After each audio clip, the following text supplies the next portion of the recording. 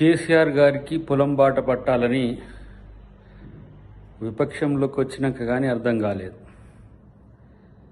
ఇది రాజకీయాల కోసమే పొలం బాట తప్పితే జనం బాట మరిచిన కేసీఆర్ గారికి ఇంకా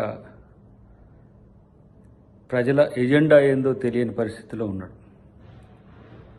3 నెలలకే రాజకీయాల్లో పతనమవుతున్నామని తెలిసిన తర్వాత ఈరోజు తన జనంలో కనపడడం అనేది చాలా విచిత్రంగా ఉంది.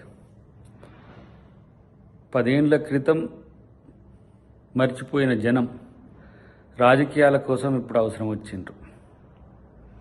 రైతులు అరగోస పెట్టి ఆత్మహత్యలు చేసుకున్నా కూడా ఎప్పుడు పట్టించుకొని కేసీఆర్ ఎన్నికల్లో ఓడిపోగానే నల్గొండ అని వరంగల్ అని ఎక్కడెక్కడో తిరిగే పరిస్థితి వచ్చింది. ఇదే అధికారంలో ఉన్నప్పుడు రైతుల గోస వినుంటే ఆయనకి గోస పట్టేది కాదు.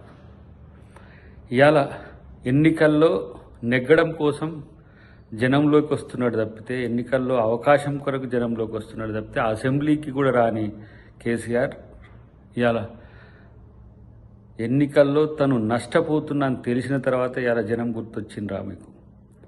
నల్గొండ జిల్లా రైతుల నోట్లో మట్టి కొట్టి రైతుల అంశాలు పక్కన పెట్టిన నువ్వు ఇవాళ రైతుల కోసం పొలం బాట అని వస్తుంటే అందరూ నవ్వుపోదురుగాక.